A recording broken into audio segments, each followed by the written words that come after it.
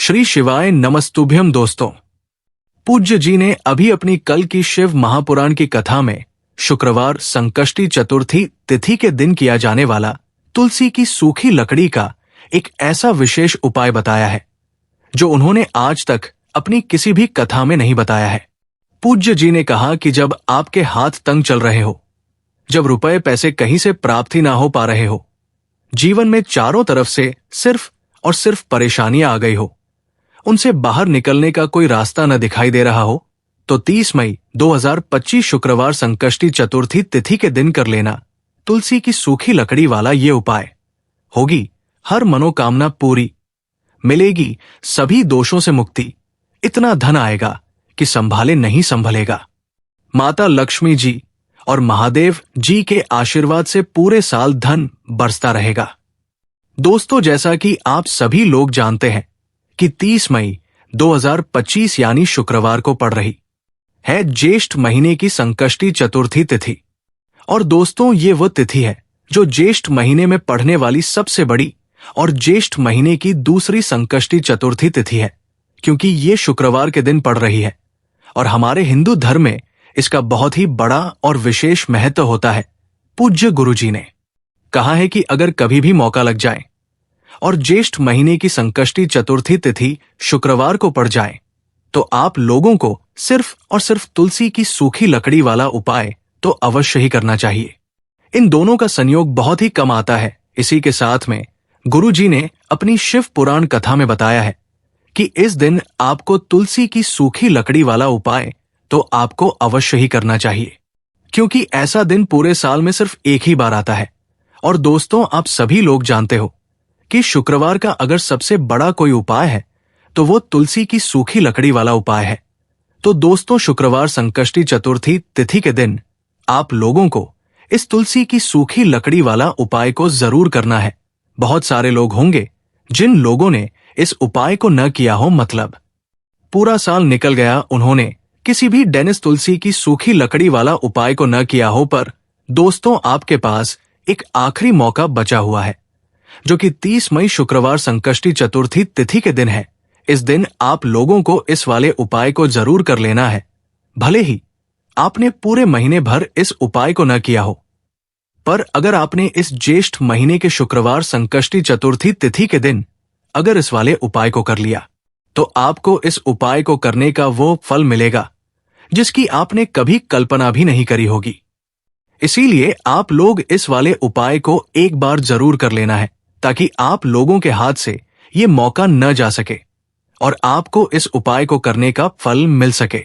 दोस्तों, ये उपाय पंडित जी ने अपनी अभी की ही श्री शिव महापुराण की कथा में बताया है जी। इस उपाय को आज हम आपको बहुत अच्छे से समझाने वाले हैं। इस वीडियो को देखने के बाद इस उपाय को समझने के लिए आपको कोई और वीडियो को देखने की जरूरत नहीं पड़ेगी। तो चलिए दोस्तों, उपाय को शुरू करते हैं। देखिए, ये इस ज्येष्ठ महीने के शुक्रवार के दिन ये इतना खास होता है, इतना महत्वपूर्ण होता है। देखा गया है कभी कभी बड़े बड़े पूजा पाठ अनुष्ठान से जो मनोकामना पूर्ण नहीं होती, वो ज्येष्ठ महीने के शुक्रवार के दिन एक छोटे से उपाय करने से ही आपकी मनोकामना पूर्ण हो जाती है। और बहुत सारे लोगों ने इस उपाय को किया भी है और उनको इस उपाय को करने का फल भी जरूर मिला है। अगर आप लोग भी इस उपाय को करना चाहते हैं तो आप इस उपाय को पहले अच्छे से समझ लेना, सुन लेना, उसके बाद करना। आपको इस उपाय का फल जरूर मिलेगा। और इस उपाय को कर लेने से आपके घर में चाहे किसी भी प्रकार की दुख और समस्या क्यों न चल रही हो, आपको उसका कारण भी नहीं पता है कि भाई ये समस्या किस कारण से चल रही है, उसका कुछ भी कारण हो सकता है, जैसे पितृदोष हो सकता है या किसी भी तरह का मंगल दोष भी हो सकता है।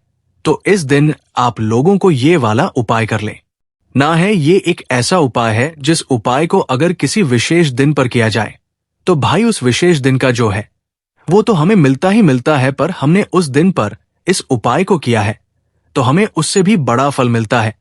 और फल बहुत जल्दी मिलता है, क्योंकि आप इस उपाय को बहुत ही बड़े और विशेष दिन पर कर रहे हो। तो चलिए अब उपाय के बारे में बात करते हैं, लेकिन उससे पहले आप लोगों को ये जानना आवश्यक है कि आखिर ये उपाय के समय करना है, किसको करना है और कैसे करना है। तो चलिए हम आगे आपको वीडियो में एक एक करके बता देते हैं।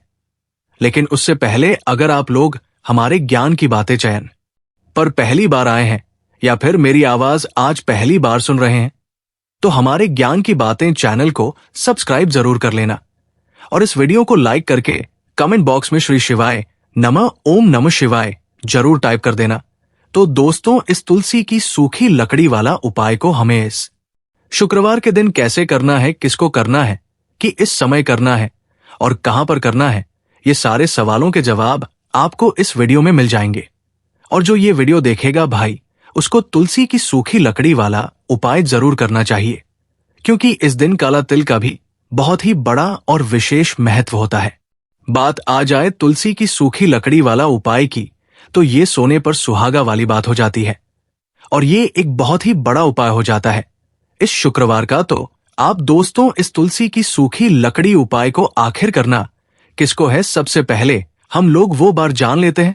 तो देखो, घर की जो आधी माताएं बहनें होती हैं, उन माताओं बहनों में से कोई भी एक बड़ी माता बहन इस वाले उपाय को कर सकती है। और दोस्तों, अगर आप चाहें तो अपने घर में से सभी सदस्यों को भी इस उपाय को करवा सकते हैं। अगर किसी व्यक्ति की खुद की कोई मनोकामना है, खुद की कोई दुख और परेशानी है जो कि वो अपने लिए ही करना चाहता है, इस वाले उपाय को तो वो खुद अपने लिए भी कर सकता है। बाकी अगर कोई घर में से ऐसा है जो कि अपने पूरे घर परिवार की सुख और शांति के लिए ये वाला उपाय करना चाहता है, तो भाई वह भी कर सकता है, उसमें भी कोई दिक्कत वाली बात नहीं है। कहने का मतलब यह है कि इस उपाय को हर एक सदस्य भी कर सकता है और पूरे घर परिवार के सदस्य के लिए घर की बड़ी माताओं बहनों में से कोई एक माता बहन भी कर सकती है। माताएं बहनें अगर घर में उपस्थित ना हो या वो ये वाला उपाय न कर पा रही हो, तो फिर घर का कोई बड़ा सदस्य भी इस तुलसी की सूखी लकड़ी वाला उपाय को कर सकता है, चाहे फिर वो पुरुष ही क्यों ना हो, उसमें कोई भी दिक्कत वाली बात नहीं है। उसके बाद में दोस्तों, जो अगला प्रश्न निकल कर आता है वो ये आता है इस उपाय को लेकर कि आखिर इस उपाय को हमें किस समय करना है, सुबह के समय करना है कि शाम के समय करना है। तो देखो, इस वाले उपाय को आप लोग सुबह के समय भी कर सकते हो और शाम के समय प्रदोष काल में भी कर सकते हो। अब अगर आप पूछो कि भाई सबसे उत्तम समय कौन सा रहेगा तुलसी की सूखी लकड़ी वाला उपाय को करने का, तो हम आपसे बस यही कहेंगे कि इस उपाय को आप सुबह के समय करेंगे तो ज्यादा बेहतर होगा। बाकी अगर प्रदोष काल शाम के समय भी करेंगे तो भी अच्छा होगा, उसमें कोई भी दिक्कत वाली बात नहीं है। तो आप दोस्तों, जो अगली सबसे बड़ी और महत्वपूर्ण बात आती है वह यह आती है कि सुबह अगर हम उपाय को करेंगे तो हमें कितने बजे से लेकर कितने बजे तक के बीच में करना है, और शाम के समय प्रदोष काल में करेंगे तो हमें कितने बजे से लेकर कितने बजे के बीच में करना है। तो देखो, सुबह जितनी जल्दी हो सके आप उपाय को करने की कोशिश करना। बाकी अगर किसी कारणवश लेट भी हो जाओ, देर भी हो जाए, तो 10 या 11 बजे तक भी आप उपाय कर लेना, पर 12 बजे से ज्यादा देरी न हो, ठीक है, इस बात का ध्यान रखना। उसके बाद में दोस्तों, अगर शाम के समय प्रदोष काल की बात करें, प्रदोष काल का जो समय होता है वो शाम के 6 बजे से शुरू हो जाता है। मतलब शाम के 6 बजे से लेकर 7 बजे के बीच का जो समय होता है, ये समय प्रदोष काल का समय होता है। तो आप इस उपाय को 7 या 8 बजे के बीच में भी कर सकते हो। मतलब शाम के 6 बजे से रात 8 बजे के बीच में आप कभी भी इस वाले उपाय को कर सकते हो, उसमें कोई भी दिक्कत वाली बात नहीं है। देखिए, यदि हम किसी भी प्रकार के उपाय को निश्चित दिन और निश्चित तिथि पर करते हैं तो इसका हमें बहुत अधिक लाभ मिलता है और इन उपायों को करने के बाद हमारे जीवन में बहुत अधिक पर परिवर्तन आता है। साथ ही साथ ये जो उपाय आपके जीवन की सारी परेशानियों को और सारी बाधाओं को दूर करने वाले हैं। देखिए दोस्तों, आज के इस पूरे ही वीडियो में हम आपको 3 चमत्कारिक उपाय बताने वाले हैं और ये तीनों ही उपाय बहुत ही खास और बहुत ही ज्यादा विशेष होने वाले हैं।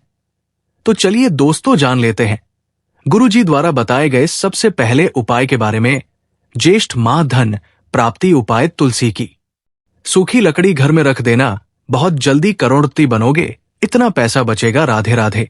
दोस्तों, आपको किसी भी दिन तुलसी की सूखी लकड़ी का उपाय घर पर करना है और ऐसा समझ लीजिए कि तुलसी की सूखी लकड़ी का ये उपाय आपको बहुत जल्दी करोड़पति बनाएगा, क्योंकि जो ज्येष्ठ का महीना है ये श्री हरि विष्णु को सबसे प्रिय महीना है। तो देखिए, स्कंद पुराण में आता है कि भगवान विष्णु को सबसे प्रिय अगर कोई महीना है तो वो ज्येष्ठ का ही महीना है। और जेठ के महीने में तुलसी के उपाय रातों रात आपके भाग्य को चमकाते हैं। ऐसे में आज की वीडियो में हम को तुलसी के ऐसे उपाय बताने जा रहे हैं जो रातों रात आपका भाग्य चमका देंगे और बहुत जल्द ही आपको महाधमनी बनाएंगे। तो देखिए, श्री हरि विष्णु प्रसन्न होते हैं। जब भी आप मां तुलसी से जुड़ा हुआ कोई भी उपाय करते हैं, मां लक्ष्मी प्रसन्न होती है।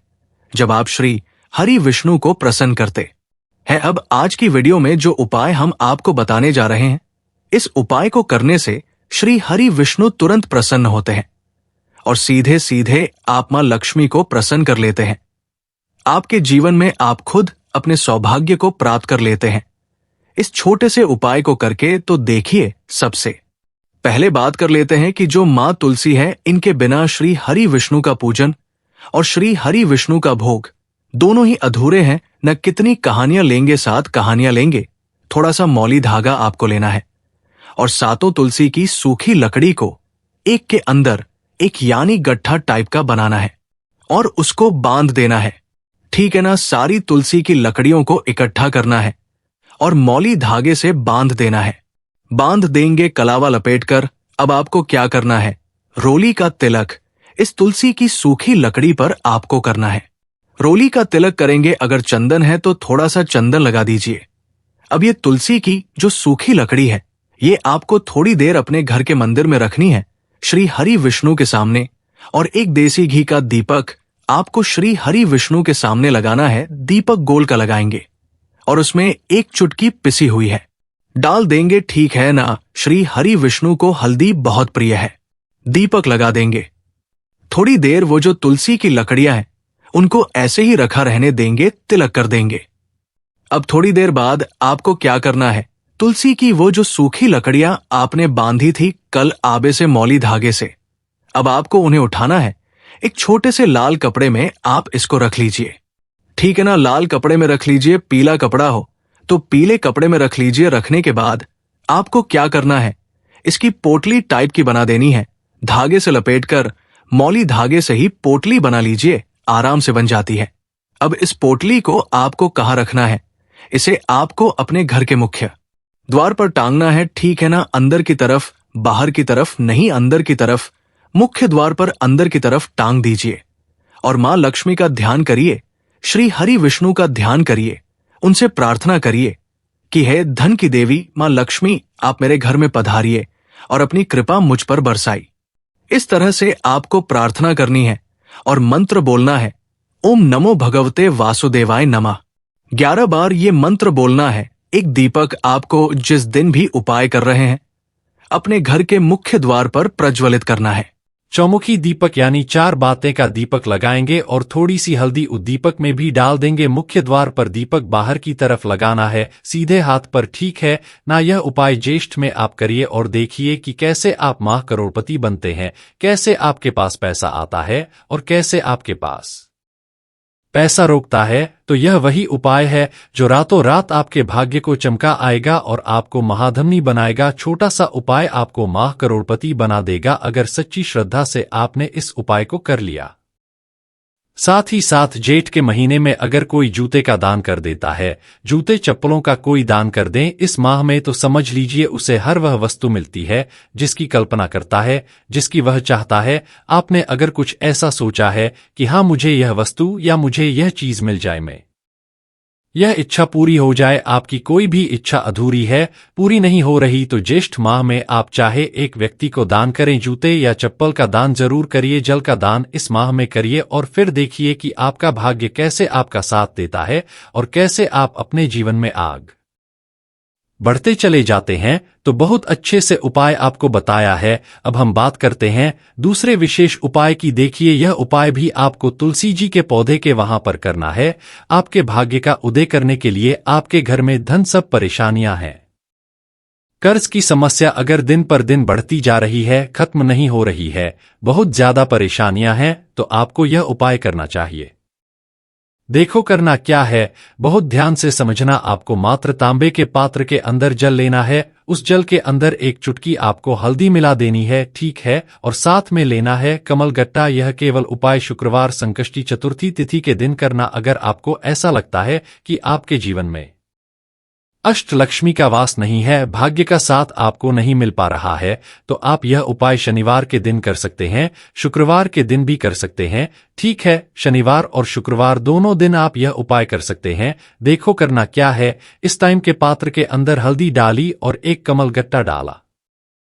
अब आपको तुलसी जी के वहां पर जाना है। देखिए, जब आप हल्दी डालोगे जल के पात्र के अंदर, तब आपको ओम नमो भगवते वासुदेवाय का 11 बार जाप करना है, फिर हल्दी डालना है।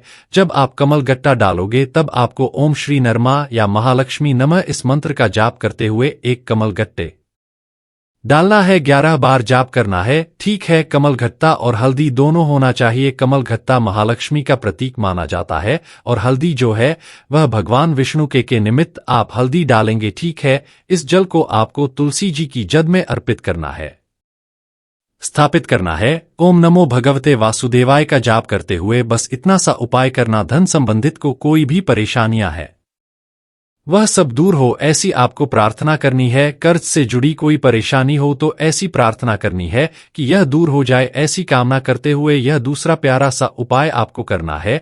तो देखो, ये हो गया दूसरा उपाय जो कि आप सुबह से लेकर के शाम तक कर सकते हैं। शुक्रवार या शनिवार के दिन सिर्फ एक बार ही करना है। आप जो कमलगट्ट है, कमलगट्टे को आपको वहीं पर तुलसी जी के वहां पर रखे रहने देना है, आपको उठाना नहीं है। वह कमलगट्टा चाहे तो आप तुलसी जी की वहीं पदार्थ दें, ठीक है, तो भी चलेगा। तो इस प्रकार से आपको यह सुंदर सा उपाय करना है।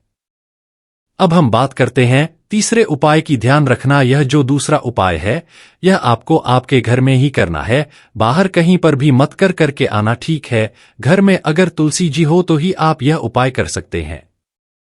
अब हम बात करते हैं तीसरे विशेष उपाय। देखो, भाग्य का साथ आपको मिले तो गुरु बृहस्पति को मजबूत करना बहुत जरूरी होता है। इसीलिए पूज्य गुरुदेव ने एक बहुत ही सुंदर सा उपाय बताया था, जो कि है पीले चावल का थोड़े से अक्षत लेना, चावल लेना। अगर आपको ऐसा लगता है ना कि आपको किसी भी चीज में सफलता नहीं मिल पा रही है, किस्मत का साथ आपको नहीं मिल पा रहा है, तो पीले चावल लेना। पीले चावल कैसे करोगे?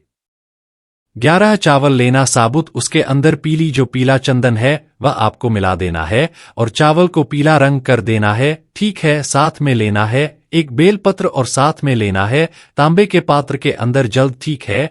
यह तीनों सामग्री लेकर के शुक्रवार संकष्टी चतुर्थी तिथि के दिन सुबह से लेकर के रात्रि तक जब आपकी इच्छा हो तब आप यह उपाय कर सकते हैं। अब आपको क्या करना है, भगवान शिव के मंदिर में जाएंगे। जो एक बेलपत्र है वह माता अशोक सुंदर वाले स्थान पर आपको अर्पित करना है। डंडे का हिस्सा जलधारी की तरफ हो चाहिए, उस प्रकार से आपको यह बेलपत्र अब पिट करना है। जब बेलपत्र अर्पित करोगे तब आपको कुंड के ईश्वर महादेव का नाम लेना है, माता अशोक सुंदरी वाले स्थान पर, ठीक है।